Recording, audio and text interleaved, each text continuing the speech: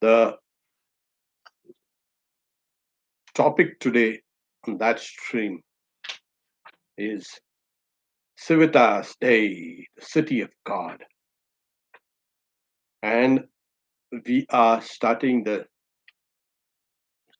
section 2 of the Katha Upanishad. Now, in this, we have, so it is 2, 2, 1. In those who are following the text along with me can hear. So, after approaching this truth, which the young boy Nachiketa was inquiring, what is this self? So the Upanishad speaks with different approaches in order to make the seeker understand. This section is starting with the same view in mind, but the approach is slightly different.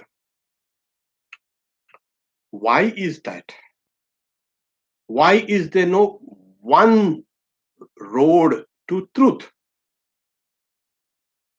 Because the knowledge of Brahman is extremely subtle and extremely difficult to attain. We must understand that the path to the truth and truth are not the same. The path is not the goal.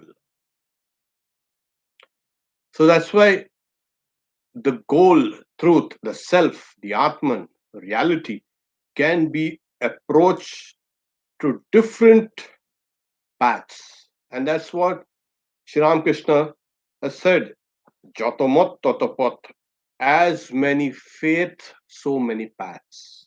As many opinions, so many paths. So since the knowledge of Brahman is being spoken of, and all of us have different mental capabilities and capacities and qualities, we ought to orient our search according to our least line of resistance. Don't take another's path. Seek your own path, follow your own path to the truth, and test everything as you keep on growing. This section has been started to present that reality, that goal, in a lucid way for us in order to understand what exactly it is, where exactly we need to start, and then proceed. So the first verse is of the unborn one whose consciousness is unflickering. There is a city with 11 gates. Meditating on that, one does not grieve, and becoming freed, one becomes emancipated. This indeed is that. Etad vaitat. This indeed is that. This is that truth which the boy Nachiketa was inquiring. What is that truth? So the Upanishad is constantly hammering it out to him. This is that truth. Puram ekadashadvaram ajasya vaktra chetasa anustaya nasochati vimuktasya vimuchyate etadvaita. This is that. This is that. This indeed is that. Now, we know what is in our consciousness. The first thing in our consciousness is the body. And the body has taken a large part of our consciousness. So we know it. Now, this body is taken as a starting point, but an illustration has been given in order to show what exactly the body is like. It is likened now to a city, a body and a city. There are many writers who have spoken about the city as a body and the people living and this and that, and there are many parallels drawn. But the Civitas Dei, the city of God, it was first used by Saint Augustine, Augustine of Hippo, who wrote this book and became one of the foundational texts in Christian theology. It's a long story, but he was the first. And then there was a British author also used the same word. I'm using it in the sense of trying to draw a parallel between what the Upanishad brings out as a body along with the parallels with a city. That even Romarola, who wrote the life of Ramakrishna and the life of Vivekananda, he also has used this word, Civitas Dei, the city of God. Wonderful! It's a wonderful word. So this body is a city, likened to a city. Well, in the old days, we had this Greek city states. Now, most of this our civilizations were actually of cities. Cities. The cities were the civic, the civilization. All these things come from their city. So these cities were kind of places of culture and all this various kind of religion and all these things. The body is also a city. And in the old days, the city had gates. They were manned by guards and soldiers. So this body also has 11 gates of the unborn one. You see, in every city, there is a king or a ruler. In a city, there is a ruler or a king. In this body, also, there's a ruler or a king. And that is an unborn one whose consciousness is unflickering, whose kind of avaktra chetasa meant it is something that consciousness is not crooked. So when a light streams in one, you can see it flow in one direction. When the photons are emitted in one, they move in a line. You obstruct it, and then you see the light flickering. So your consciousness is unflickering. Whose consciousness? Of that unborn one. Who's that unborn one? Who is the ruler in this city? Which city? Your body is a city. Now, suppose a city, due to some reason, it has become ancient or old or abandoned. The king can leave and go to some other place. He is separate from the city. The city is meant for the king. So similarly, this whole sangha, the conglomeration, the you can say composition of this is meant for someone else. Who's that someone else? This is that unborn one whose consciousness is unflickering. And so unflickering, it's undimmed. So it's undimmed, it's eternal.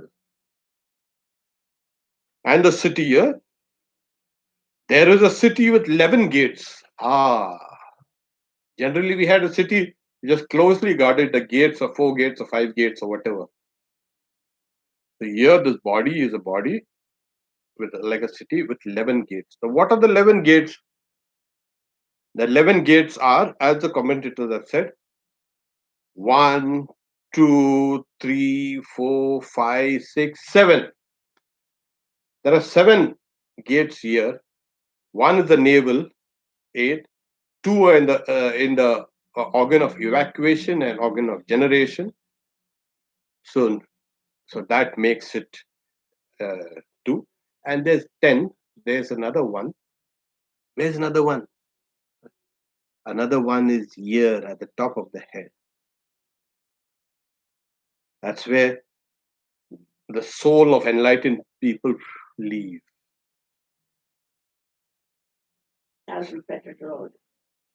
Sorry? The thousand petal. Yes, thousand petal. It's called Brahmarandra. Yes, it's called Brahmarandra.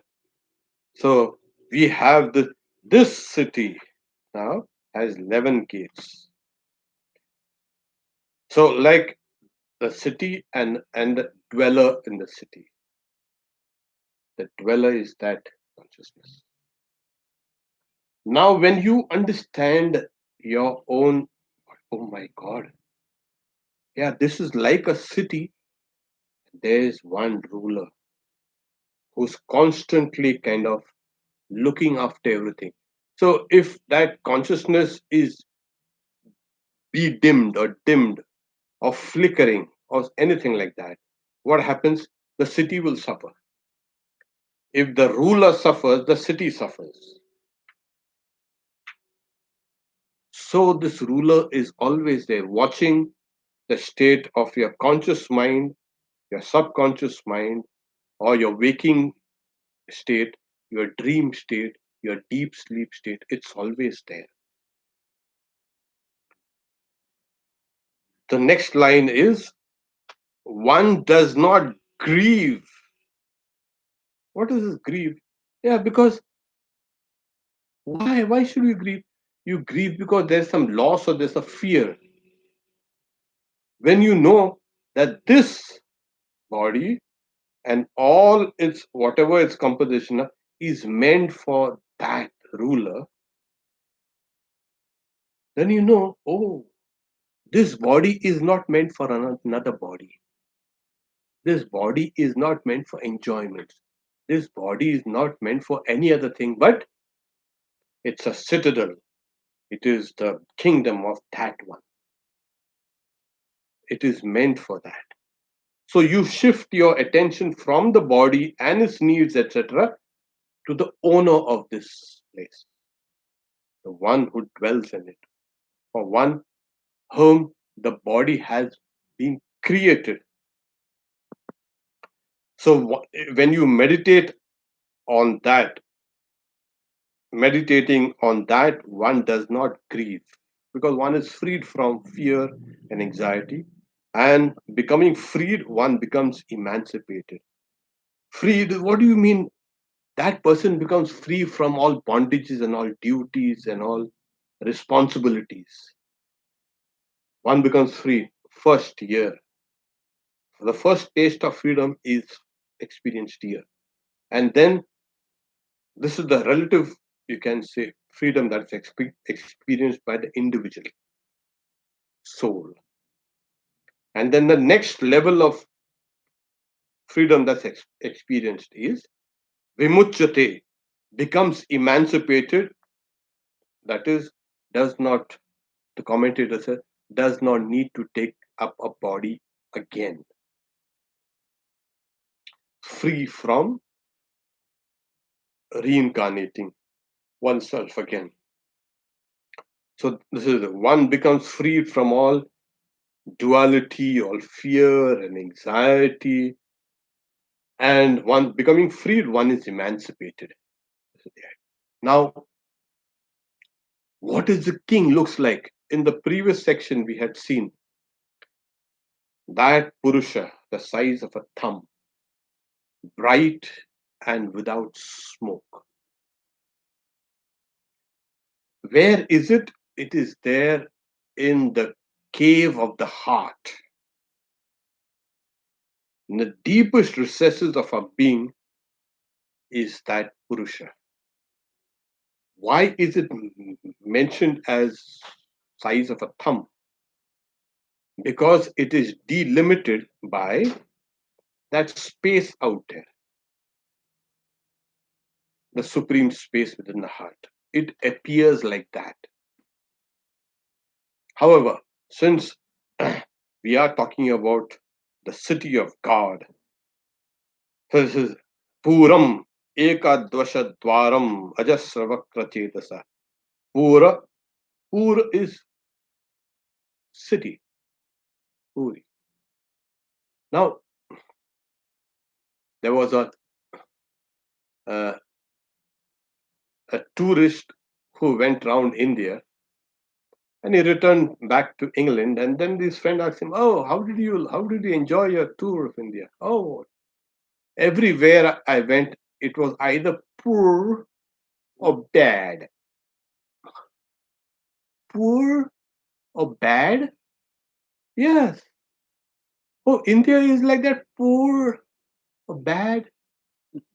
Yeah, yes. Because we have all cities in India, almost all cities have with the name ending with poor. Hastinapur, Muzaffarpur, all these poor. Poor means city. And bad, it's not, it's pronounced Bad, Hyderabad, Secunderabad. So with the Muslim invasion, they used to put it as bad. So it's either everything is poor or bad.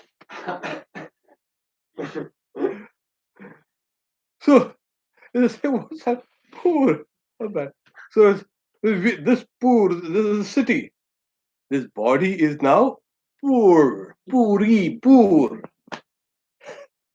So it is, it's a city, body likened to a city. Okay.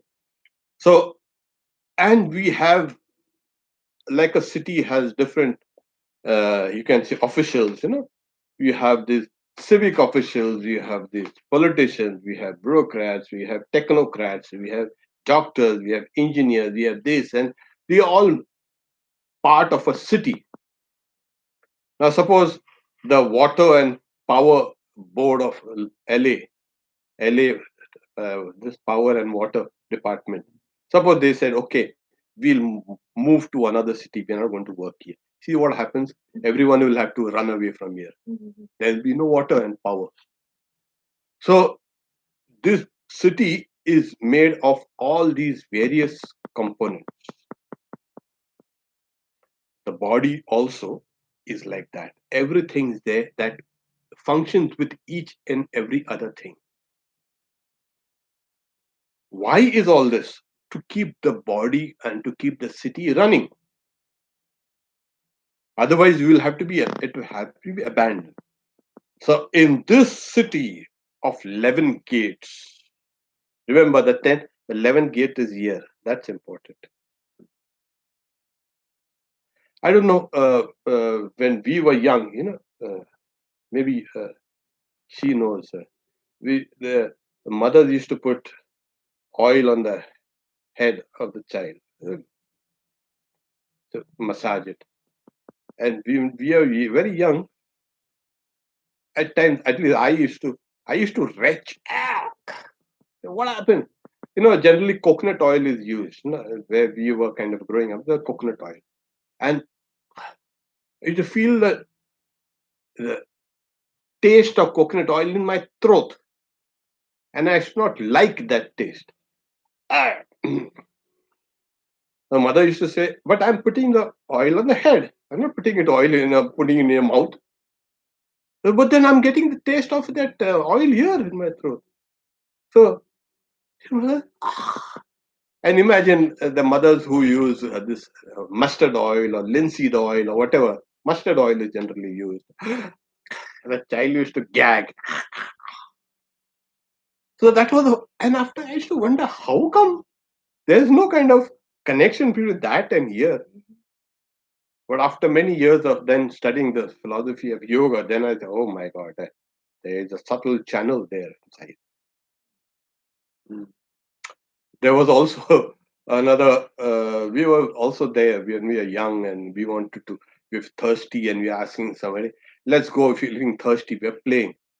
So those two gentlemen who were discussing some philosophy, they were so annoyed with us, breaking their conversation, saying, "What, you fellows, useless fellows? These yogis who live in the Himalayas, cut away from all people and everything, they sit down and meditate for years and years, but they don't go out and drink water now and then like you all."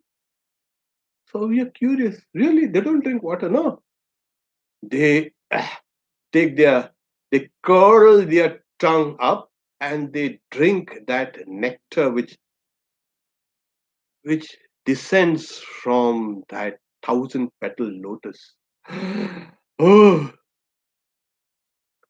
and we were like, young, and that young believing mind was there. Later on, we said, "Oh, that guy is trying to knock us off with all these kind of big tales." But later on, I found that, oh my God, like Sri Ramakrishna's, when Samadhi, that uh, it had to kind of, blood had to flow out from his mouth. Uh, it's a long story, but blood flowed. And there's one monk who had come saying, "It's good that it has come out. Otherwise, that blood would have rushed to the head. You would have gone into Jada Samadhi, extreme Samadhi, which you would not have come out again." So various other things are there, but that also is an aperture.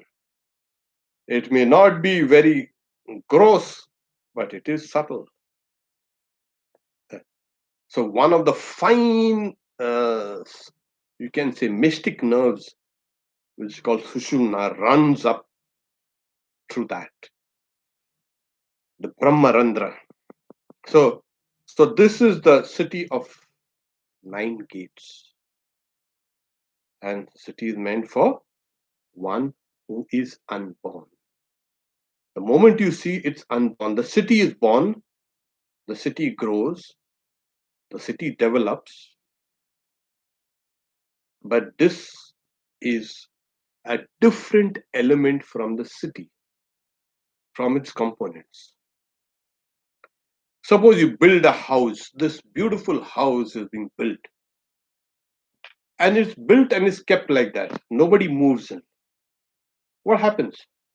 Oh, after some time, you know, as I say, it starts falling apart. The moment a person enters this house, that person's presence changes the very ambience of this house. This house now becomes alive. You see, you have you ever gone to places where people do not live, in houses where people have not lived for a long time? It appears dead. Mm. Or where evil-minded people live in some houses. You see that the moment you step in such a house, oh, yeah. So the person who lives in the house changes the very house. The other day in the Bhagavad Gita, I said, we all know what the body is. It's always subject to growth and decay and renewal. We all know also there's something that kind of is transcendent in the body, something that lifts you out of that pure physicality. There's something, as I say, spiritual about this body. And this has been brought out in dance and music, drama, and so, where the higher element of the body and its structure is depicted. Not a kind of a body that's subject to diseases and decay and death. There is something transcendent in the body. Those talents which are manifested, that mind which is manifest to the body is different. That's the reason why, even if a young child plays a violin beautifully, we all elders will stand up and applaud.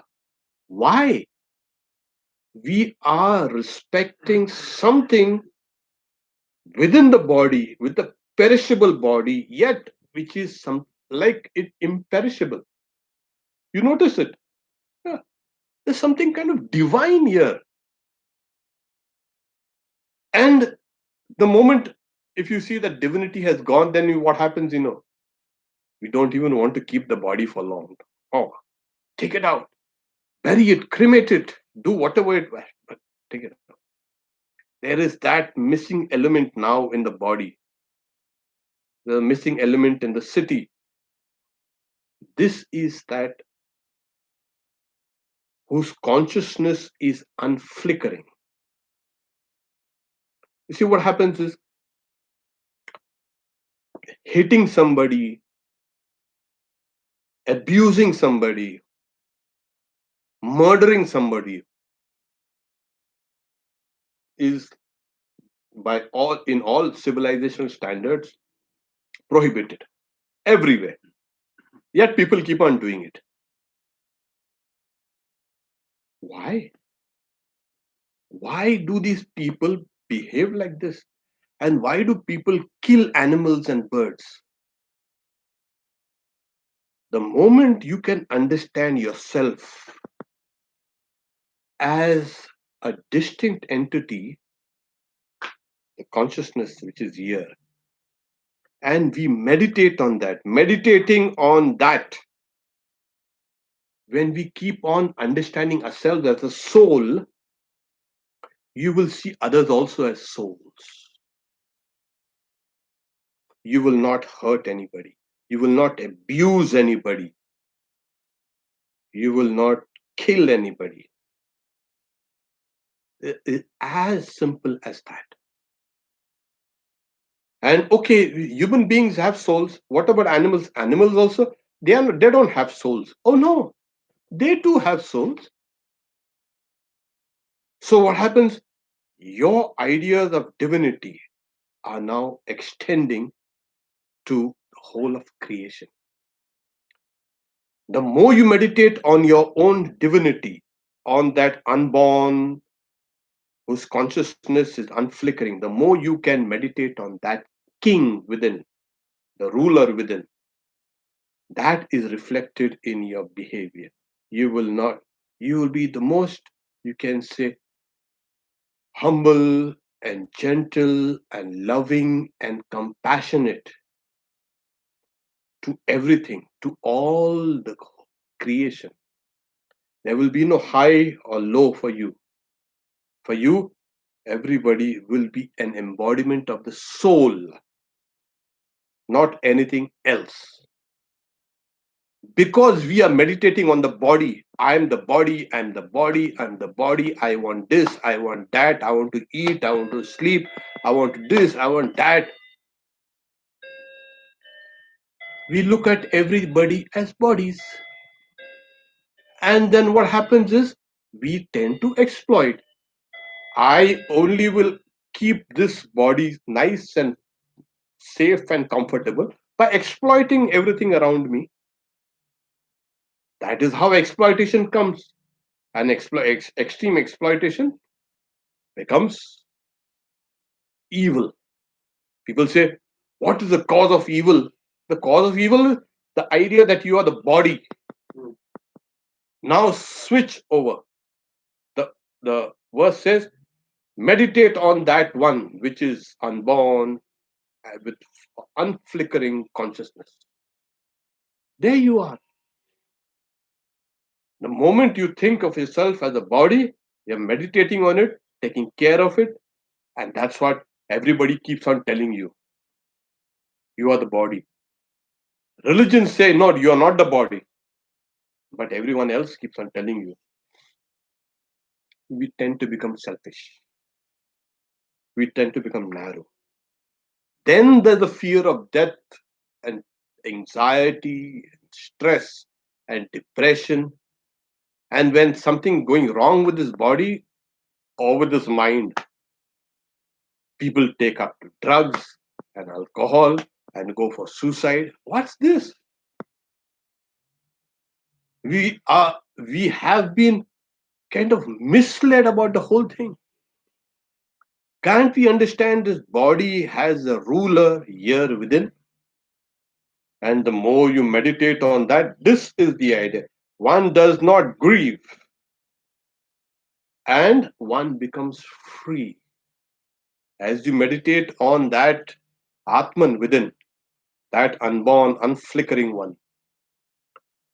one becomes free. Free from what? Free from all the trammels of nature, free from all the wants and the distresses of nature of the body. You completely can disassociate yourself with that, which you actually are. The city collapses, the king moves out. We see it in the, when the queen bee leaves one hive and goes to another hive, what happens?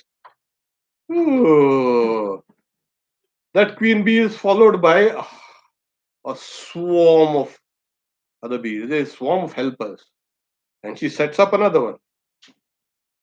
You destroy that hive, don't destroy the queen, destroy the hive, and then what happens? They'll build another hive. So this body goes away, this unborn one will create another body, will build another body. And so it has been going over and over and over and over again.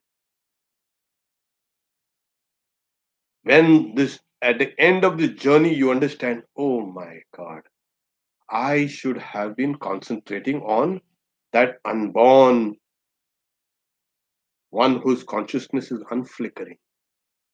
Now would have become free, free from the ideas of body, free from the ideas of further bodies. And that's the reason why I say vimuktascha cha vimuchyate, and there is no need for further embodiment. Becomes free, one becomes emancipated. This is that. This is that Atman. Now we'll say, okay, this is kind of understood. Now we are meditating on this anusthaya. Anusthaya means to establish through meditation. We can understand this. But I have a body and everyone else has a body. So if there is a ruler here, what is the ruler there? And here and here and here. How many rulers are there? Every ruler will get, this is my city. This is my city of God, Civitas Dei. Another ruler said, this is my city. And another guy will say, oh no, I'm the ruler here. No, there are people are shouting, this is my space. Don't invade my space. Uh, Nobody's space. It's nobody's space. But you think, oh, this is my space. Don't come here. This is my house. So what happened? There's a kind of a turf war. Animals, they have that, territory. No one can come out here, inside here. You come in, you're going to get a bashing. And people and animals fight over that territory. Humans also are like that. They are very territorial. Wars. Worse? Okay. I wouldn't know, but then thank you. Very territorial, very possessive. Oh, this is mine, this is mine, this is mine. So if you would have had many rulers, you would have created the biggest problem imaginable. So what do you do? What do you do? So, Vedanta wants to simplify things, keep it at the most simple, basic level. So the next verse speaks of that ruler as one. Okay, there are not many rulers. There's one ruler. Now, this verse in the original Sanskrit is so beautiful. It's not only beautiful, and because it's beautiful and sublime and profound and so spiritual, This verse has been repeated in many other Upanishads as well as the other literature in the Vedas. So I'll read the English translation and then I'll take the Sanskrit. So two, two, two. As the moving sun, he dwells in heaven.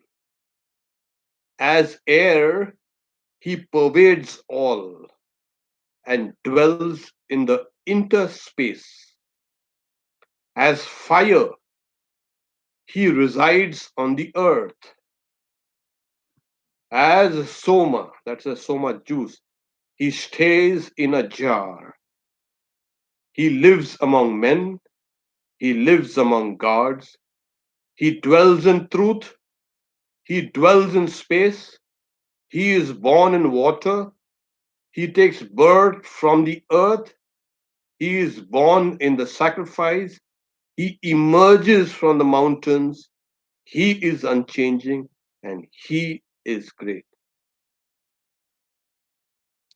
Substitute he for that, and we get the idea.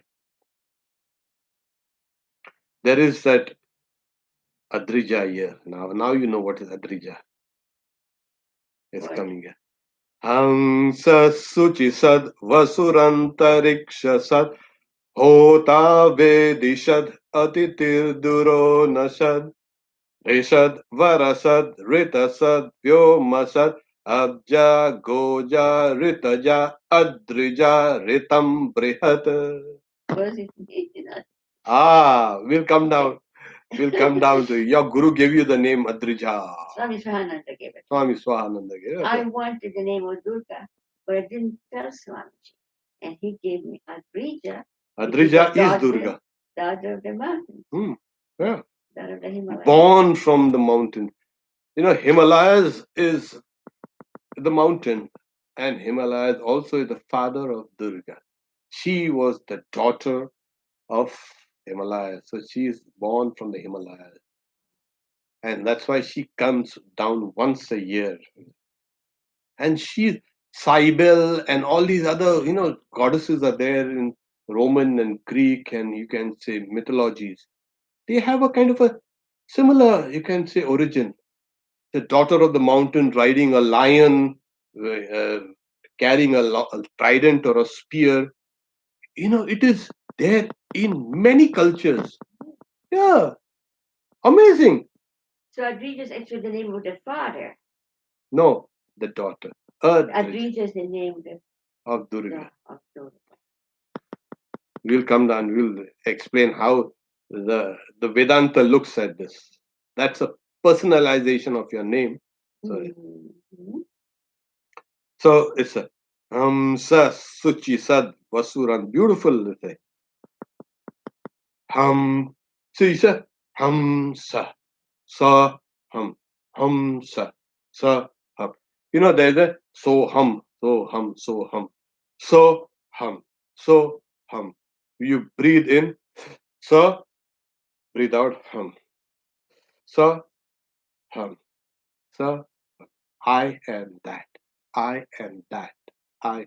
With each breath, we are actually trying to remind ourselves, or the breath is trying to tell you, you are that, you are that, you are that. So, Hamsa. So, you see, Hamsa. If you've seen uh, the symbol of the Ramakrishna order, in the middle is a swan. It's surrounded by a snake and is floating in the water, and there's the lotus and the sun behind.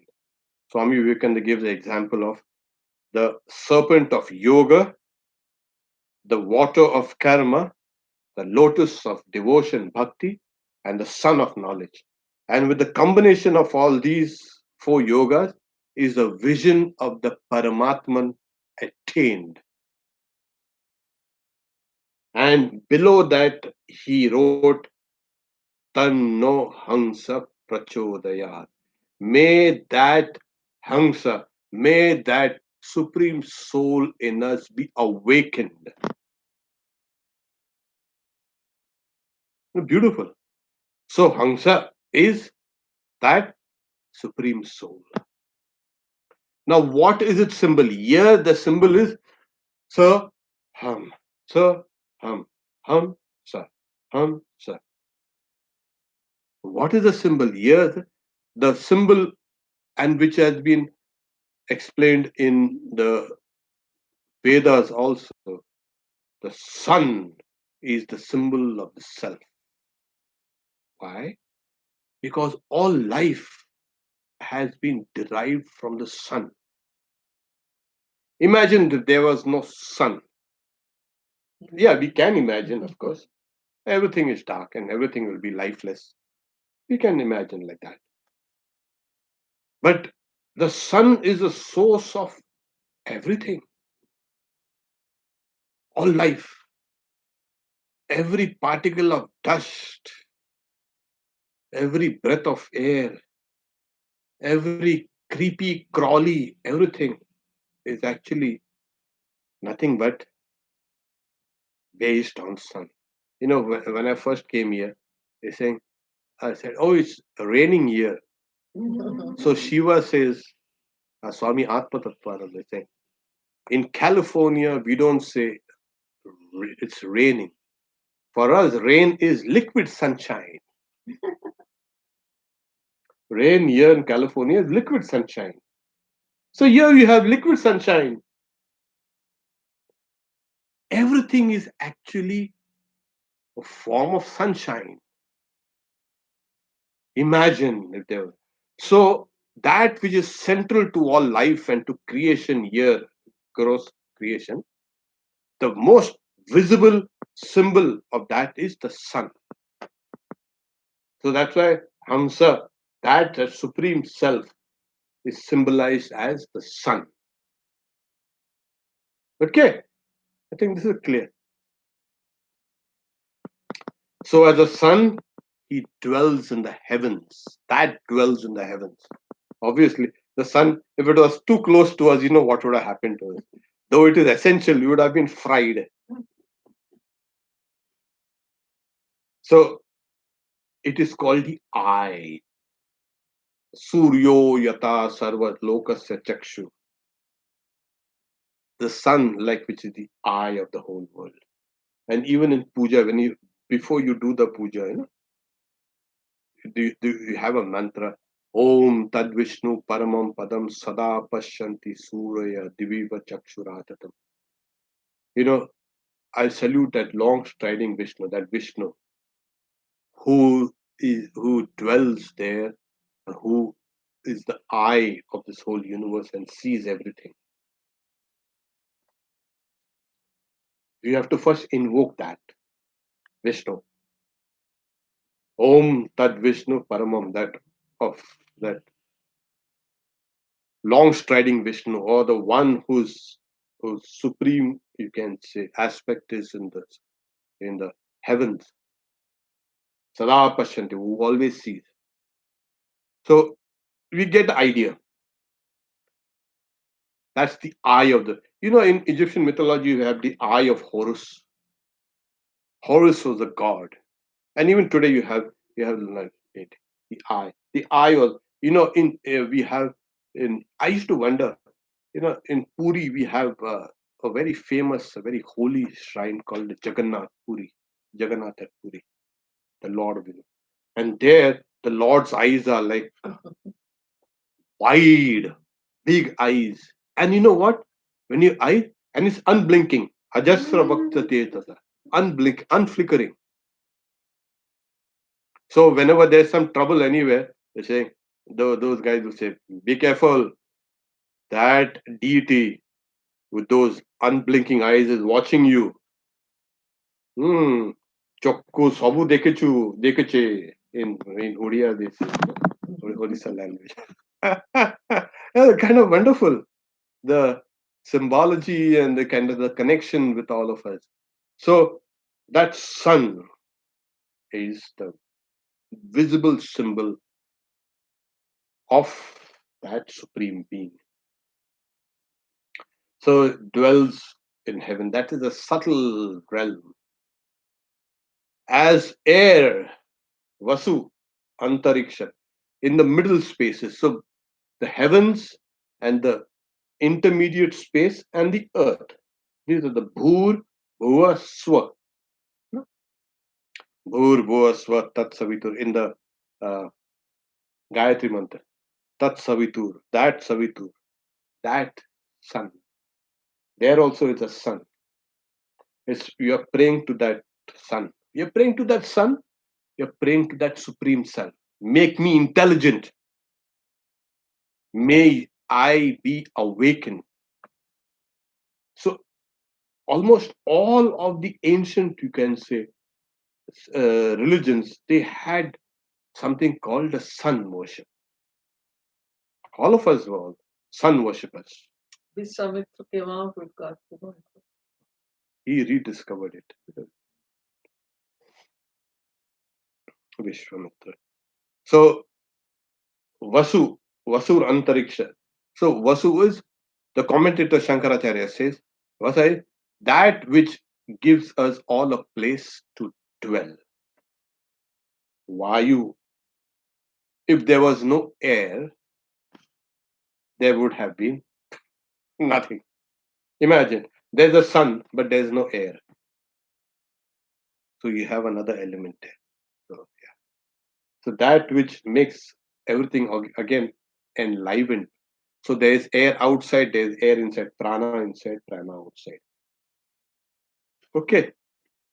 So that dwells as a moving, you can say, soul, sun, he dwells in the heavens. As air, he pervades all and dwells in the interspaces, pervades you, me, inside out, everything. And then as fire, that that resides on the earth. See, the earth has the element of fire. So that is the visible manifestation of this, of that supreme soul, sun. The sun's, you can say, representation is here in the fire. The sun is burning bright. The fire here also is burning. That's why most of us also were fire worshippers. So fire burns when air gives rise to friction, when two bodies of air keep on rubbing against each other, you get friction, heat. So Manipura Chakra, that's where the sun is. Yeah, according to some, not according to all. So, as the sun, as the air, as the fire, as the visible manifestation here dwells on the earth. Oh, my fire! We also were fire worshippers. Oh. And in the Vedic literature, Agni, the god of fire, is worshipped so exhaustively. Oh, the fire, home of fire, represent the visible manifestations of that supreme being. So, however, we'll get down to the finer details later. Oh, as Soma, he stays in a jar. I had this Soma rasa. That is, in the old days, we used to press that uh, creeper, which is called a Soma creeper. And there was a Soma yaga, the Soma sacrifice. It was a very, you can say, elaborate and very esoteric form of sacrifice. Soma. Is it an actual drink or just like a metaphorical? No, it was an actual drink, but later on, people used that word Soma for liquor. They say Somras. Ah, Siddhi, hmm? that marijuana type of a thing, the herb with shiva drinks. That's a different thing. That's it. That is Siddhi. That's a different thing. So we'll just read this and we'll explain it in detail next Wednesday. So as Soma stays in a jar, now what is in the jar? So the jar is, you can say, it is more like, the dwelling place within this.